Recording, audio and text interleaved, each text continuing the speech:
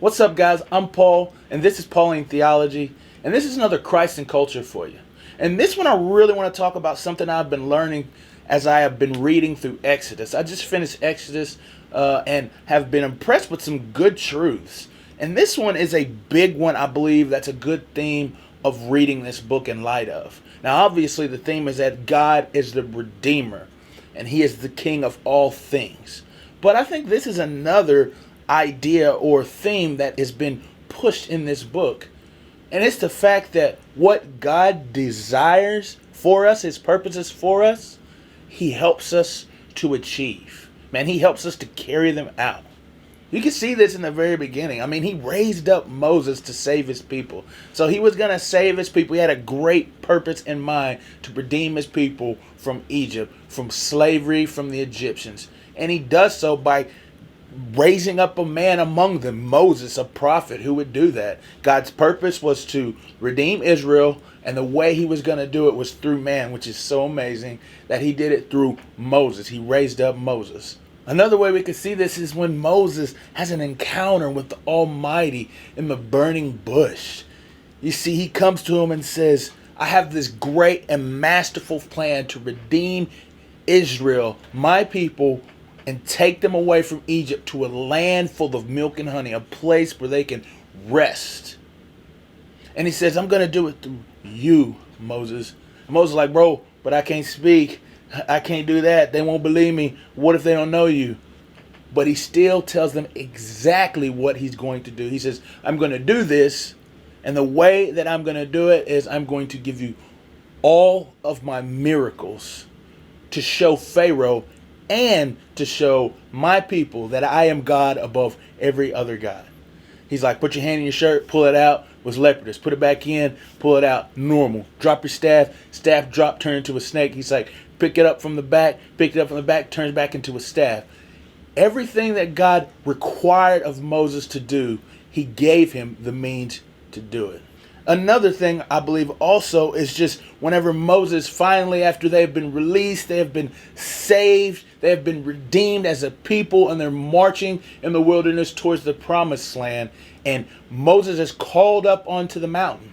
And when he called up on the mountain, God says, you need to do this. You need to do that. He says, you need to make sure you make this tent of meeting for me. You need to make it out of this gold, with this bronze, with this emblem, with this symbol.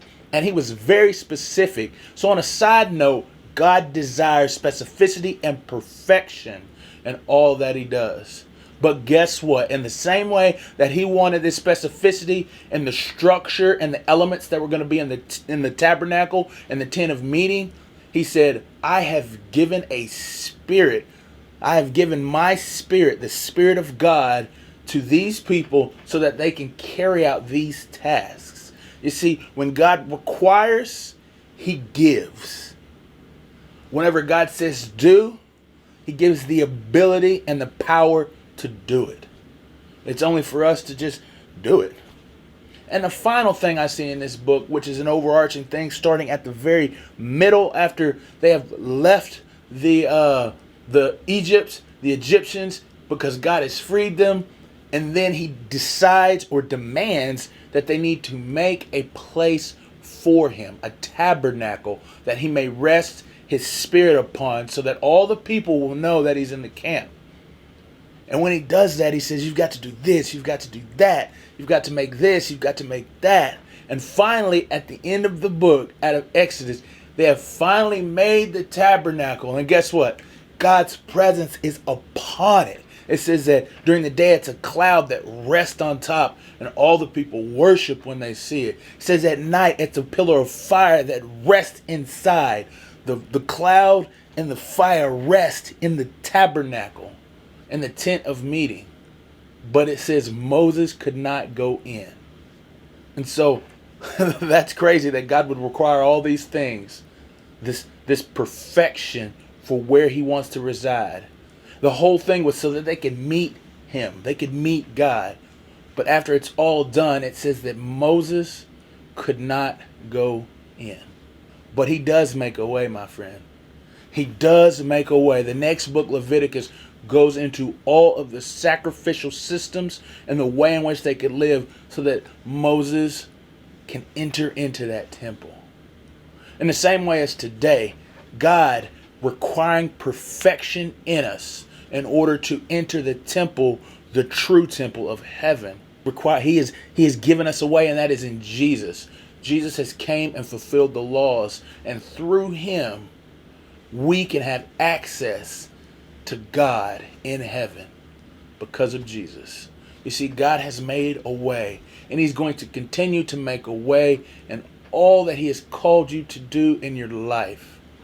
If God calls you to do it, he will equip you in the things that you need to do it. It is just for us to be obedient and walk in it. The same way with Moses, it was only for him to be obedient and do as God has says. It's the same way for all of those men and women that God has given the spirit to build the gold and to sew the clothing for the priest. It is only for them to do it. My friend, it's for me, you also, that when God has called us to do something, for us to be obedient and do it. I appreciate you guys for watching, man. Hey, it's been a great time going through Exodus, and I hope to be able to share more of what I've learned through this book and how it's impressed upon my life.